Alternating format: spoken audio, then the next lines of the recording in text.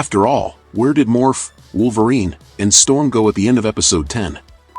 So guys, how are you? I hope you are well. I am the Monio, the interdimensional demon that talks the most about X-Men 97 on YouTube, and you are on my channel. The first season of X-Men 97 finally came to an end, with a great final episode, with a lot of fan service from other heroes from the Marvel universe of this animation, and even some that I found chronologically wrong, but let's talk about that. About everything that it's already concrete for the next seasons, to understand and explain some things and try to theorize what I saw happen based on what we saw in this finale. Firstly, let's talk about a detail that I found strange at the beginning of the episode when the confrontation between Professor X and Magneto takes place. The Professor is without the helmet that Magneto had placed on him, which blocks his telepathy, but until the final scene from episode 9, he was still wearing the helmet. And of course it's assumed that the helmet was removed at some point while Magneto was focused on Wolverine. But how exactly did that happen since the helmet was being held with Magneto's power? And since this wasn't shown, it's even stranger to think that Magneto let this happen. What do you think? A lot of people are saying on the internet that Magneto was right, the same phrase that is used in episode 9. But guys, let's take it easy. From the moment Magneto doesn't cooperate with the Professor, and decides to continue with his plan, he shows that he is so blind in wanting to take revenge for what happened in Genosha, that he cannot see the obvious, that his attitude will not only harm human beings, but also other mutants, who are the ones he wants to protect. A very interesting thing for those who watch the openings is that almost all the references from the last openings came to fruition in the episode, especially those that appear in the last one. After all, they were hints at the things that were going to happen, and we had Phoenix, Apocalypse, Xavier, and young Magneto fighting together. The episode begins by showing what appears to be a souvenir of Professor X and Magneto are young, drinking in a bar, and an interesting thing is that Magneto is drinking whiskey and Xavier is drinking chop, but after a certain time, the two start drinking chop, which may represent an acceptance of the Magneto for Xavier's ideas. When it is revealed that all of this is happening in Magneto's mind, we understand that there is a mental dispute between the two. And this scene is very similar to the comics, except that in the comics Magneto has no memory after the confrontation ends, and remains like that for a long time, but here it didn't happen. But I believe that just like in the comics, the clash of the two's minds will be the trigger for the birth of Onslaught. Magneto's anger, pain and desire for revenge entered Xavier's consciousness, mixing with all the negative feelings he had, but which had been repressed for decades, and this resulted in a separate personality, forming within the Professor X, the being who became known as Onslaught. At first Onslaught lay dormant within Professor X's consciousness. Over time, his frustrations began to increase, and this intensified as the hatred against mutants increased, and the many recent deaths of mutants that were caused by the legacy virus, and after an extreme event near his institute, involving the death of a child by anti-mutant humans, Professor X reached breaking point, and it was at that moment that Onslaught awakened within Xavier. Note that this entire context is very similar to everything that happened in X-Men 97, all of Xavier's frustration due to his absence, what happened to Wolverine, and even the deaths of mutants due to the legacy virus, which in series, was caused by the attack on Genosha. We have many parallels with everything that happened, and even visual rhymes, like in the scene where Professor X is forced to wear Magneto's helmet, which could be a reference to what will happen to him in future seasons. It's a fact that X-Men animation, since 1992, has always set out to adapt the comics in a relatively faithful way, so I believe that adapting the Onslaught saga is a logical and natural path for X-Men 97, but I don't think that this will happen in the second season, because as indicated in the episode, it is most likely that we will have Apocalypse as the main villain, since most of the X-Men were taken to the past at the time of Egypt, and that they meet Ensabanur, also known as Apocalypse, at the beginning of his career, so during the events of the second season, it is likely that Onslaught's consciousness will gradually manifest itself in Xavier, just as it happened in the comics, until it reaches the point where Onslaught's personality completely dominates him, but this will probably be left for the third season of the series, as the second should focus on Apocalypse, who appears both in the present and in the past, and it is very clear that he will be the next threat. Even the post-credits scene indicates that it is possible that Gambit will return as one of Apocalypse's horsemen, as this has already happened in the comics, and the most likely is that he will be the Death Knight, as this is referenced by Apocalypse, and was also indicated in Xavier's vision, which sees him with a skeleton appearance.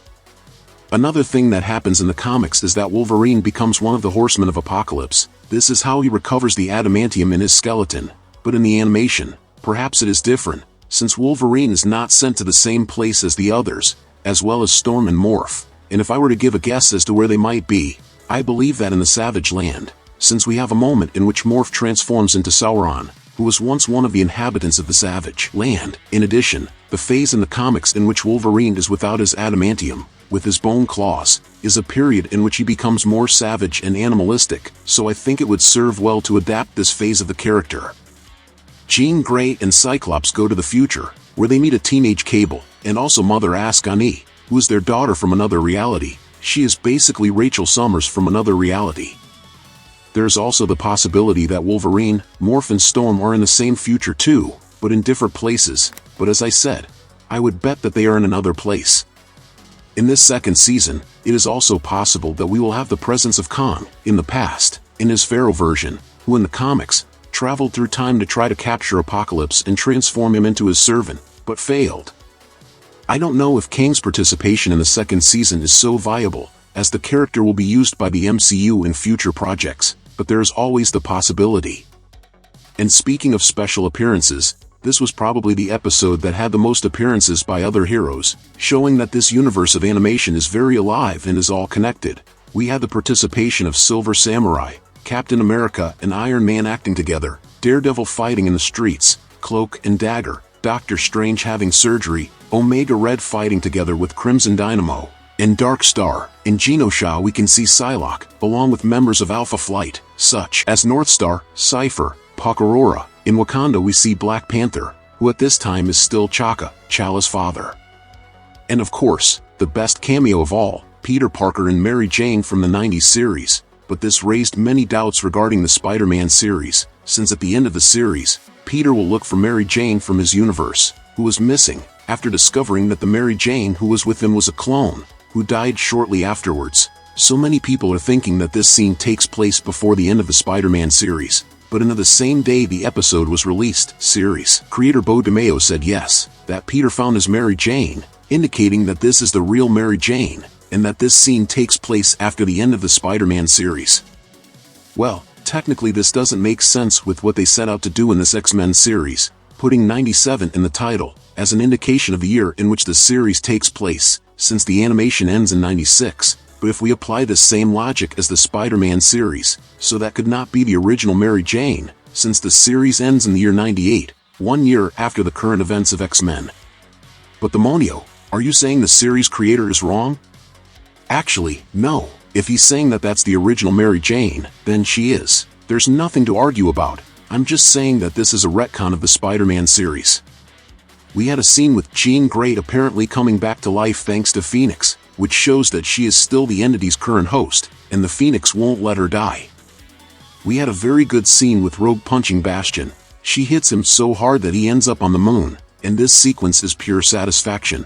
I could watch it on loop, and a lot of people had doubts about how Rogue managed to breathe on the moon. Well, in that place where they were, there is a kind of air pocket, so that area of the moon is breathable, because it is the place where the Inhumans live, and it is a great place to fight, since it only has ruins. In fact, it's a base built by the Skrulls. We also had a lot of cool fight scenes with the other characters, Cyclops using his special movie from Marvel vs. Capcom, Optic Blast, and after defeating him, Cyclops tries to bring Bastion to the side of the X-Men, as well as Xavier would make. I found this closure much more impactful than simply winning the fight, and I saw some people criticizing Cyclops' attitude of trying to make peace with a villain who killed so many mutants, and I might even agree, if Bastion had some kind of redemption, but he didn't have it. And the interesting thing is that Cyclops' attitude was really unexpected, as it goes against the position that was being given to him, in which he could become radicalized, but in my opinion he acted in a manner consistent with what he was taught by Professor X. We had a very emotional absolute cinema scene of Scott saying goodbye to Nathan alongside Jean Grey. Seriously guys, this was one of the most emotional scenes in the entire series, simply beautiful. While Magneto is immersed in his mind and trying to remember who he is, we have this scene on the boat, which shows the people important to him, and in addition to Rogue, we can see Magneto's 3 children, Pietro and Wanda, who are the 2 adopted children, and also Polaris, who is Magneto's legitimate daughter, and has the same powers as her father.